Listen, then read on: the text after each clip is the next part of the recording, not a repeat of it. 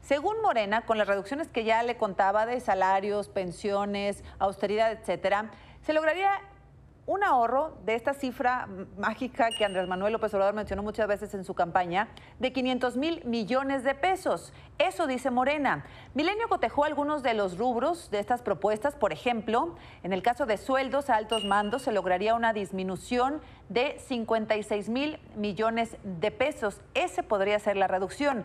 Si elimina el seguro de gastos médicos, se ahorrarían más de 4,300 millones de pesos. En viajes y viáticos, la reducción sería de más de 9,300 millones de pesos. Además, Morena anunció que se eliminarían rubros como seguros de gastos médicos, que cuestan hoy en día al gobierno 4,000 millones de pesos. También eliminar casi 2,000 millones de gastos de congresos y convenciones, 275,000 millones en vales de comida, 156,000 millones en gasolina. Y bueno, esto nos daría más o menos una cifra de 45,000 millones también en pensiones. Bueno, estos son algunos datos que logramos cotejar en Milenio. No da, por supuesto, los 500,000 millones de pesos. Y yo le quiero preguntar esta noche a nuestro colaborador Guillermo Valdés, ¿cómo ve esto que ha presentado hoy Andrés Manuel López Obrador? ¿Cómo estás, Guillermo? Buenas noches. Buenas noches, Azucena. Tú escribías en tu columna hoy, muy importante, tú decías, entre otras cosas, el primer componente de la gobernabilidad: un gobierno con capacidad de gobernar con eficiencia presenta una situación ambivalente. Tiene dos factores a su favor: un presidente poderoso con legitimidad sólida, pero también obstáculos severos si no se resuelven adecuadamente, políticas poco claras y no adecuadas en áreas claves como seguridad y combate a la corrupción. ¿Te clarifica un poco más esto que anunció hoy Andrés Manuel López Obrador? No, digo, va en la línea de lo que ha estado anunciando. Por ejemplo, mira, yo creo que la creación o volver a crear la Secretaría de Seguridad era necesario y una medida correcta, porque lo malo fue haberla desaparecido y metida a gobernación en este sexenio. Eso está bien. Hay otras que pues son muy discutibles y yo en lo personal creo que van a ser contraproducentes. ¿Por ejemplo? Por ejemplo, lo de desaparecer el Estado Mayor Presidencial y mandarlo al Ejército. La revocación del mandato a mí me parece una mala idea, porque mete al presidente en la lógica de buscar la ratificación de campaña. Y entonces eso distorsiona el gobierno, porque va tras el voto popular y no para gobernar bien. En fin, pues, pero un elemento fundamental para poder gobernar bien es el presupuesto. Y entonces las cuentas que están haciendo, de estos 443,000 millones dicen que se van a ahorrar con esta serie de medidas, hay dos. Una que dice la consolidación de compras, de que se van a ahorrar 225,000 millones, y reducción de gastos a través de fideicomisos y otros gastos ociosos, que quién sabe qué significa eso, son cerca de 100,000 millones. O sea, de los 443,000, en solo dos rubros hay 330,000 millones. O sea, y son los más oscuros y los más que no se les ve por dónde realmente puede conseguirse ese recurso. Ahora, suponiendo que hubiera esos 400,000, que está muy difícil que los haya, lo que no considera la propuesta de López Obrador es que el año que entra hay incrementos que tienen que considerar. Por ejemplo, aumentan las pensiones que por ley se tienen que dar a todos los adultos mayores. Y las del ISSSTE y las del Seguro Social.